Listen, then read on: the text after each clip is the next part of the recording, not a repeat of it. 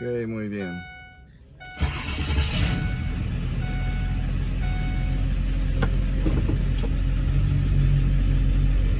Estaremos en el pasaje más mal interpretado de todo el Nuevo Testamento y de toda la Biblia. Romanos capítulo 7. Voy a leer los primeros versículos, pero no me voy a meter en eso porque ese es el contexto ya, desde Romanos capítulo 6. Dice versículo 1, voy a leer a ver hasta cuál es, creo que es hasta 5 o 6 por ahí. El contexto que continúa de Romanos 6. Si acaso ignoran, hermanos, pues habla a los que conocen la ley, hablando con los que conocen la ley de Moisés, los mandamientos que recibieron los judíos, los hebreos, estando en el monte Sinaí, en el desierto.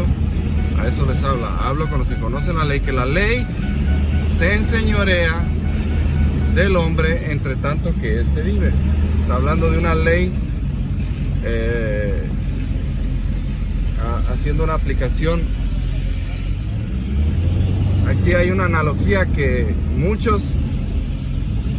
algunos de los más famosos predicadores dicen que no tiene sentido, que no saben Pablo por qué dijo eso, que Pablo estaba loco y que no sabía ni qué estaba diciendo, y que eso realmente hay grupos evangélicos que se atreven a decir que eso no debería ser parte de la Biblia, o que Pablo quién sabe qué quiso hacer, que estaba fuera de sus 5 sentidos y todo el rollo que ellos se avientan. Lo que podemos ver claramente, que si seguimos el contexto que viene desde Romanos 6, es que es la continuación. Es un cierre y es una conexión entre Romanos 6 y Romanos 7. Romanos 6 nos dice que nuestro viejo hombre fue crucificado. Lo dice textualmente y literalmente en Romanos capítulo 6. El viejo hombre fue crucificado. Versículo 14 de Romanos 6 dice: para que no sirvamos más al pecado, para que ya no seamos sus esclavos. Y Pablo está diciendo, el evangelio de Cristo es superior al programa de la ley. No que la ley fuera pecado, porque también lo dice en Romanos 7. No es que la ley sea pecado, no es que la ley sea mala, porque de hecho demuestra el carácter de Dios. Nos guía a lo que Dios es, lo que Dios pide es obvio. Si Dios está pidiendo eso de nosotros, es porque su carácter es así, y que es perfecto en todas esas cosas que está pidiendo de la humanidad, no solo de los judíos, no solo de los hebreos. Pero hay un problema con la ley. El problema es que no es que la ley fuera mala. El problema es la carne. Es lo que viene estableciendo Pablo desde el capítulo 6, tocando ese tema muy en especial. La carne es el problema, pero Cristo lo solucionó, Dios lo solucionó crucificando nuestra carne. Crucificó la carne de la iglesia, vamos a decirlo así, la carne de la iglesia universal, de aquellos que creerían en Cristo. La crucificó, porque sería erróneo decir que crucificó la carne de todo ser humano parejo. Y hay una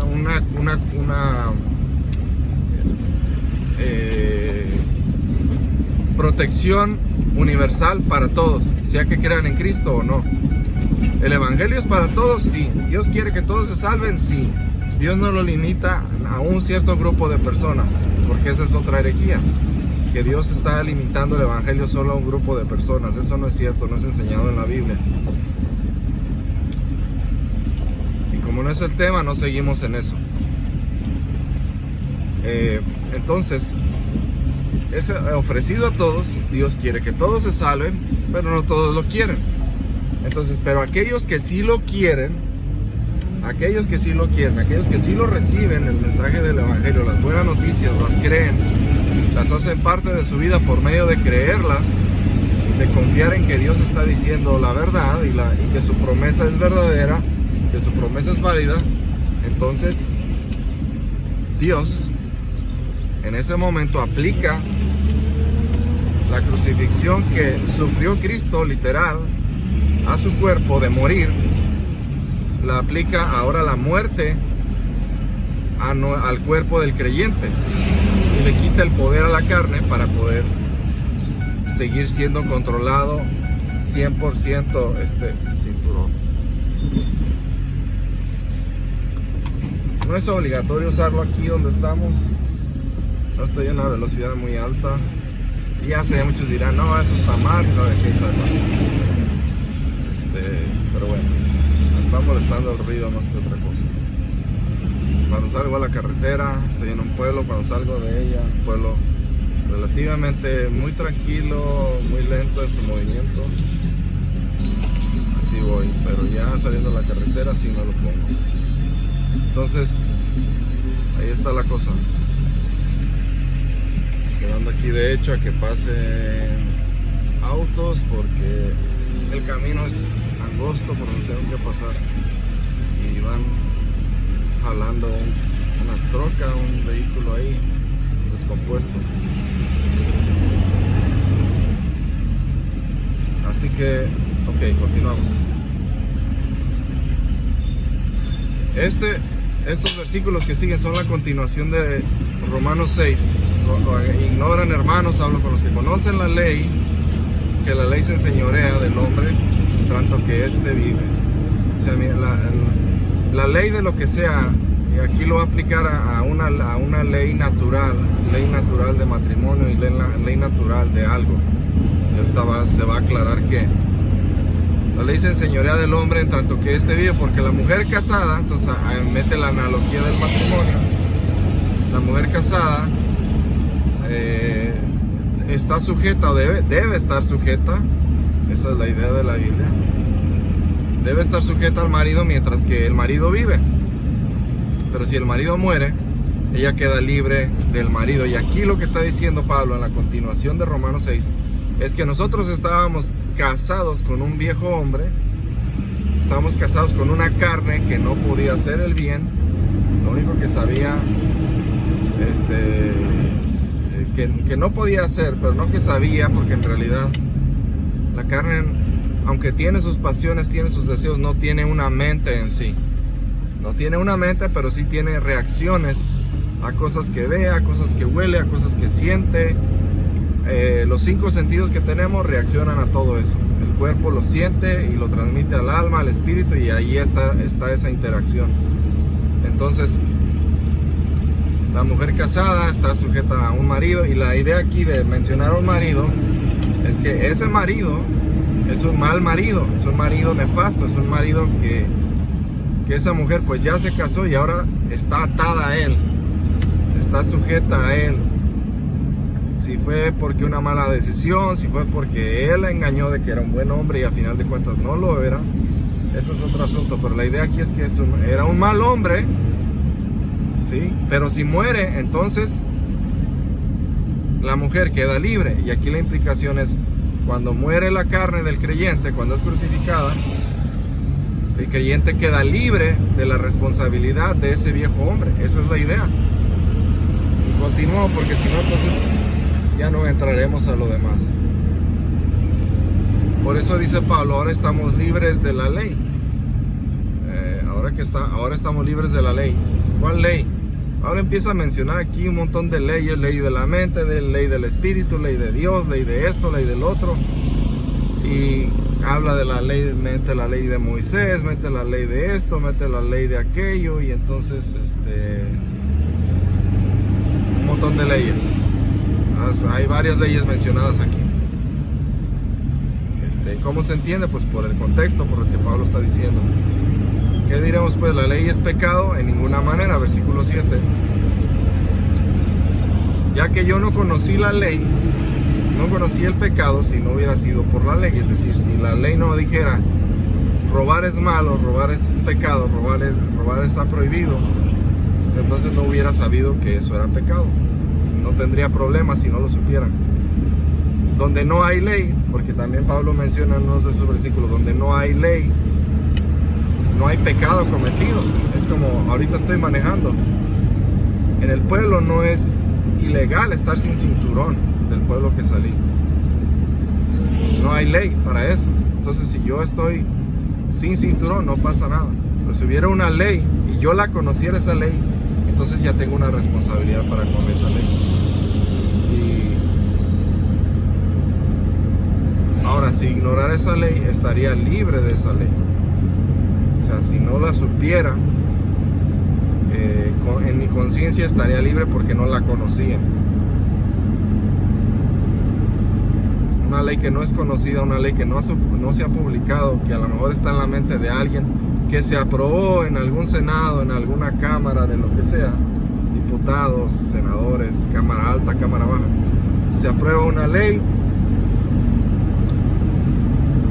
y yo no sé nada de esa ley, nunca la publican. Entonces, si no hay algo publicado, no hay transgresión. Entonces Pablo dice, ¿qué diremos? ¿La ley es pecado? En ninguna manera. O sea, la ley en sí, por sí misma, no es pecado. De hecho, revela el carácter de Dios Santo. Pero, dice Pablo, yo no conocí el pecado, sino que a través de la ley. Yo no supe que era pecar, sino que a través de la ley. Y eso es una edad temprana. Es a una edad temprana cuando se sabe todo esto. 3, 4, 5 años se empieza el conocimiento de una ley moral, y luego si le empiezan a enseñar en su casa, por ejemplo, siendo algunos creyentes les gusta enseñar los 10 mandamientos como un medio de una manera de estilo de vida, creen que se debe seguir. No es así, pero adelante. No hay base bíblica para eso. Ahora, pero hay casas, hogares cristianos donde enseñan que hay que seguir los 10 mandamientos. No es así. A los creyentes no. Hay una ley superior incluso a eso. Precisamente es parte de esto que estamos viendo de Romanos 7, es parte de eso, de que hay una ley superior. Esa ley es la ley del Espíritu de vida, que lo dice en Romanos 8, el apóstol Pablo. Dice, pero entonces, ¿cómo voy a saber qué es malo? Que eso ya lo vamos a dejar para otro día. Yo no conocí la ley, yo no conocí el pecado sino por la ley, porque no conocería la codicia si la ley no dijera no codiciarás. Pero el pecado, tomando ocasión por el mandamiento, el pecado tomando ocasión, o sea, tomando ventaja del mandamiento, produjo en mí todo tipo de codicia, porque sin la ley el pecado está muerto. O sea, aquí este pasaje está dirigido exclusivamente a la mente judía, o a todos aquellos que creen que la ley tiene la capacidad de santificar a una persona. Eso es a lo que está dedicado este pasaje. Dedicado a demostrar a todos aquellos que insisten en que por medio de la ley se puede obtener la santificación o la justificación. La justificación, pues es el perdón de pecados, el ser perdonado de lo que hemos hecho mal contra Dios, contra nosotros, contra otras personas. Eso es la justificación. La santificación es el apartarse del pecado, pero también es otra cosa, no es solo eso.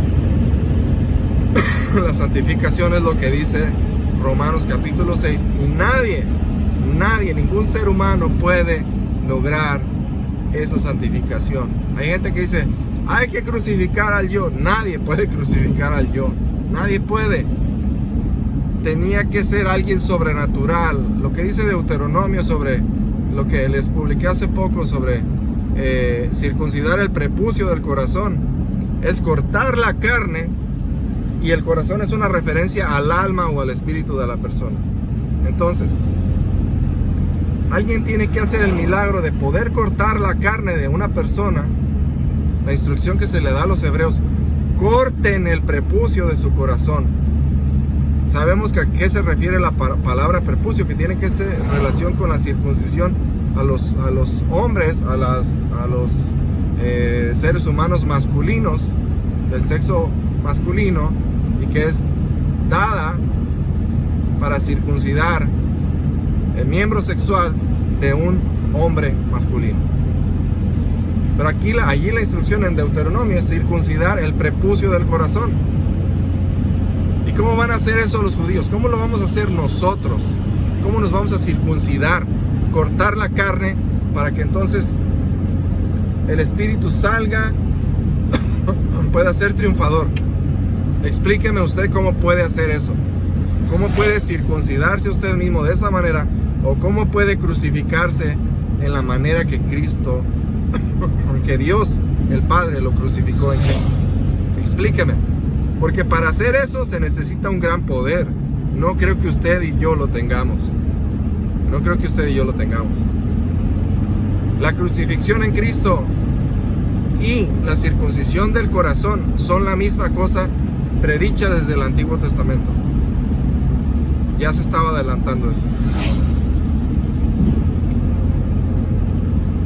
Hay pasajes donde nos hablan a crucificar, mortificar. Y uno dice, hay que mortificar el viejo yo. No, el viejo yo ya está muerto. Y si pone atención en el pasaje, no dice mortificar al viejo yo o a ninguna cosa. Dice mortificar las obras de la carne. Aplasten las obras de la carne. Entonces no es mortificación a la persona o algo de mí, sino las cosas que hago.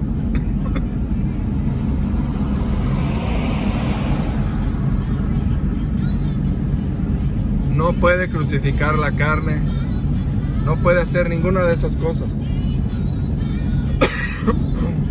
No le es posible a ningún ser humano crucificar nada.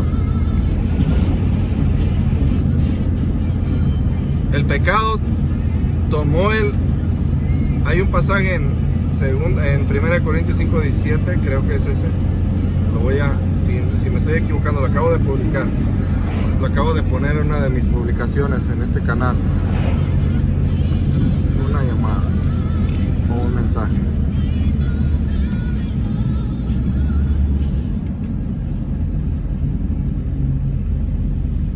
Ok.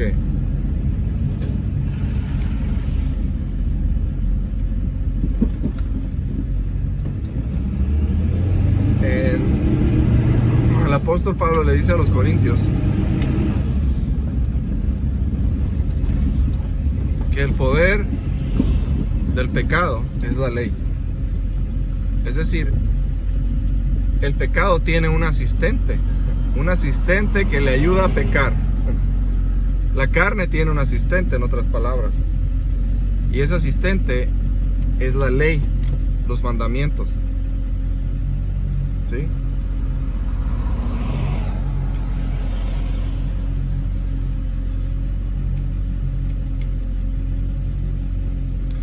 Tiene ese asistente, y ese asistente provoca, como dice aquí Pablo en Romanos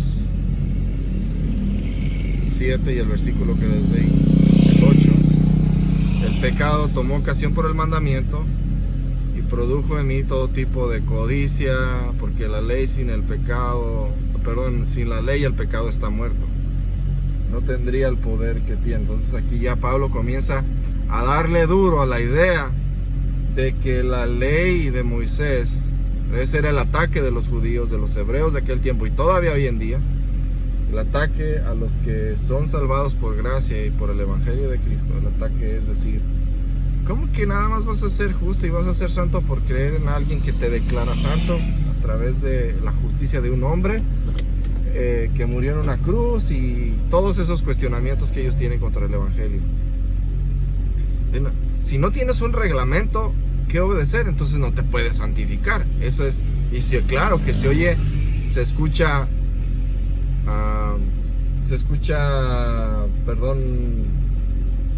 tiene sentido, tiene cierta lógica.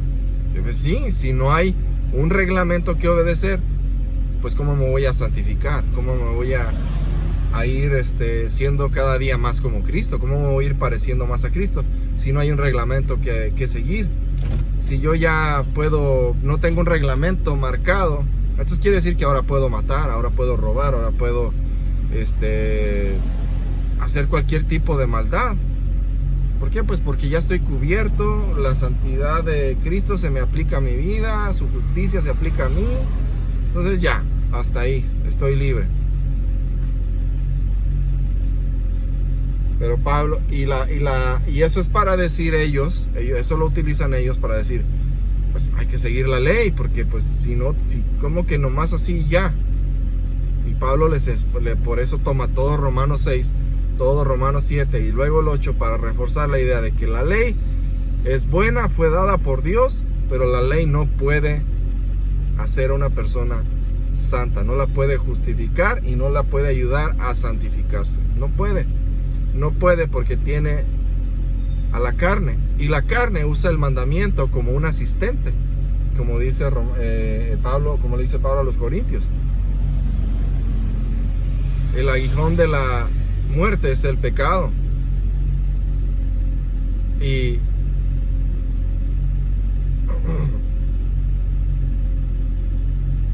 el asistente de el pecado es la ley misma.